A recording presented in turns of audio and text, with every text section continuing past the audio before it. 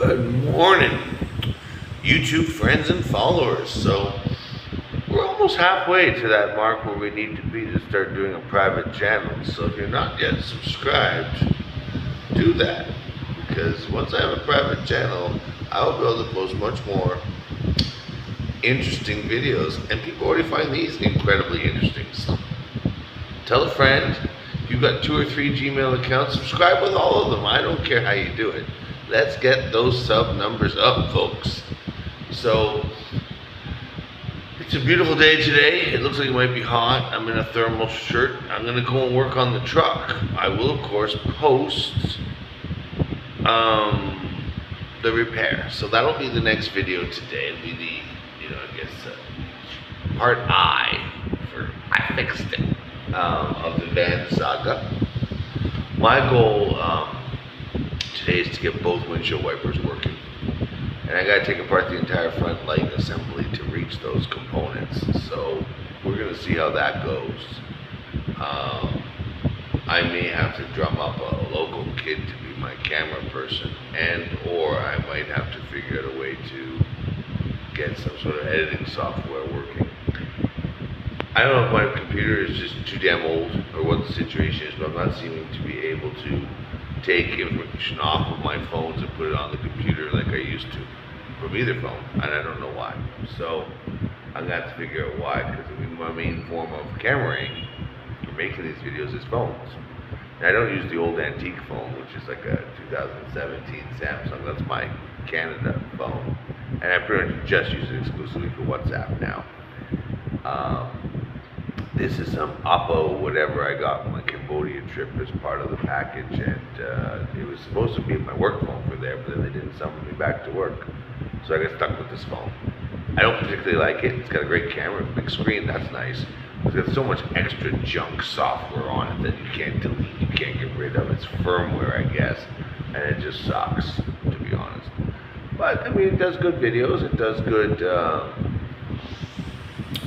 hot spotting. So, and I don't use my phone like most people. Like, I don't even really get many phone calls. I don't have WhatsApp on this phone, so it's local texts and messages only. It's my Filipino number and my fish market business phone number, but that one I keep in airplane mode. But no, it's one of those things where I'm hoping I get some sales today. I got a heck ton of product. I'm gonna post on Facebook and try and get some business generated in. But when I chatted with some of the family back home, I get mixed messages. Some people say they're doing well, some people say they're doing shitty. People who say they're doing well are the new people in command. And I don't think that they're doing as well as they're making it sound, but who knows? Who knows? I'm not doing great either, but I'm doing the best I can, and I now I got tools, I got a vehicle. I just got to make it legit, and that's 20K peso, which, as you know, for our dollars versus their dollars, is not that much. Should be able to generate that. So all the things I got for sale on Facebook, I'm going to drop those price points a wee bit. My problem is I think snow's already come or will be coming this week. So when that happens, a lot of those projects, a lot of those larger items like the boat and the RV and the things are going to get stuck there. So, yeah, I don't want that, so I can't sell them, right? On the other side of it, I'm paid till, middle of December for everything that's important except for basic utilities. So, worst case scenario, I could probably, sell the bike to carry me to at least utilities, give this place up if I have to, pack everything that I own since the fridge doesn't work into the van, store the van somewhere, emergency fly back for Christmas, make money, pay off this, pay off that, then fly back, and then start yet again. But it won't be completely again, because now I'll have a van, furniture, dishes, kitchen equipment. So, we're seeing how it goes, and that's kind of why I keep asking for videos for donations, right? Is I don't really want to waste the 2K going back and forth. I don't have it, but I'll have it when I get home. So it's one of those things where it's like, ugh. And I know the haters would love to see Jimmy just give up and go home because they're of the mindset that, I should be here anyways. I'm watching from a distance as the people are setting up their things in Canada right now. Many cross-country protests are going to go on for the 25th. I think it's the 24th or 25th today here, but 24th there. There's always a day ahead here. I think that it should be interesting to see how many people show and how effective these people are. And I've been very clear. The only way they're ever going to be effective, the only way it became effective last time was when they started affecting the purse. If you can't affect the purse of the government and all the companies that control the government, you won't have change. Or guillotines, but that's realistic. We're not doing that anymore. So that being said, I strongly suggest to people who are going to go to these things, stick with it. Don't give up. If you're one of those trucker guys, bring an old rusted bucket rig. You don't care if they seize. Get every piece of crap running you can in your old junkyard and fill the streets with those because they can't tow them all. They can't impound them all. Don't be shy to fight back. I'm not saying shoot anybody or any of that kind of fight back. I'm not talking about inciting violence here. But what I am saying is, sorry, something in my eye. What I am saying is you can't give up. When they send in the UN German troops to stomp you guys and the old ladies in wheelchairs and they start shutting down your bank accounts, that doesn't mean give up. That means dig in deeper. And people say, oh, it's easy for you to say, Jimmy, you already left. Yeah, that's right, I'm smart enough to leave. But if you're dumb enough to have stayed, you might as well be dumb enough to fight really. Because there's no victory for you people back home otherwise. It's just going to be a continuance of the crap. And it's just going to keep getting worse and worse and worse and worse. And I think we saw, you flushed the turd, but now you still got the skid mark. You know what I mean? Like, it's worse. It's worse. The flies can eat on the skid.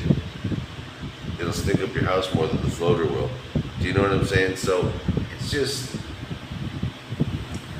and to see that they're sending coppers now in Canada, because I watched several videos of police like people from the Prime Minister's office going to people's houses about what they're posting. No. If people commit crimes and commit treasons and things like this, and it's very provable, they just choose not to even try to investigate it, then how are they saying anything wrong? Free speech in the West is almost dead. That is really what you folks are fighting for. It's part of why I left that whole internet hate law. There was no way I was staying in a country that could take away my passport, close down my bank accounts, prohibit me from ever having internet because they don't like what I say. Just craziness. So now here in the Philippines, sure, if I slander, if I say bad things about locals, I could get in trouble. But that's an already established law. They never really had freedom of speech here. So, when in Rome, right? But back home, it's not Rome. We had that freedom of speech. We had that freedom of expression. And we had the ability to protest. And we don't seem to anymore. So let's see how this new little event goes. So I wish you all luck, soldiers. Godspeed. And I'm going to post some things to try and keep my life over here going because that is my biggest problem. However, if you're over there and maybe you're part of this little convoy thing and it doesn't work out and you need to exit stage left reasonably quickly, be smart. Have your ticket in advance. Show up at the airport, fly your ass on over here. I'll offer you sanctuary. Be your boots on the ground guide, help you set up. I've got an empty room here that could house 2 guys or a couple or a single person. No problem. So if you've had enough, winter's coming. I'm over here. More than happy to help. And the town I'm in, San Carlos, Google it. Yeah, we got a lot of earthquakes and a volcano yesterday and a lot of rain. It's raining season. Rain don't kill you. You ain't made of sugar. The earthquake doesn't matter unless you're living in a goddamn hut or a high-rise building. My house is stone. I've got a single crack. I've had, since I've been here, 60-some days, like 4 pretty big earthquakes. Shit rattles. That's it. Grow up. Grow a pair. It's much better to do that than to be over there where the earthquake that happens is made by a government. It's not a real earthquake, it's a financial earthquake. Oh, shit. I almost dropped my phone. Financial earthquakes are much more difficult to survive. So, yeah, you know what I'm saying? So, again, I'm looking for subscribers. I mean, you're all subs over there, you're staying, obviously, but subscribers for the channel, right? I appreciate feedback, so feel free to comment in the thing, whether your hates or likes. Hit that bell for new videos. The next one today is going to be a van-related video. And, of course, if you want to get out, I'd love to help you. There's a bit of a monetary kickback for me because I left Canada with nothing, and you can too. You got to leave with, say, 5 to 6K and a credit card with, say, 5. I did it with only 2K because I thought I was going back to General Santos. I now say maybe have 5K on a credit card. Now, you're not going to use it everywhere here, but the ability to use it for some places, at least for things like food or an airplane ticket or things like that. So I brought it as an emergency measure, and it has saved my ass.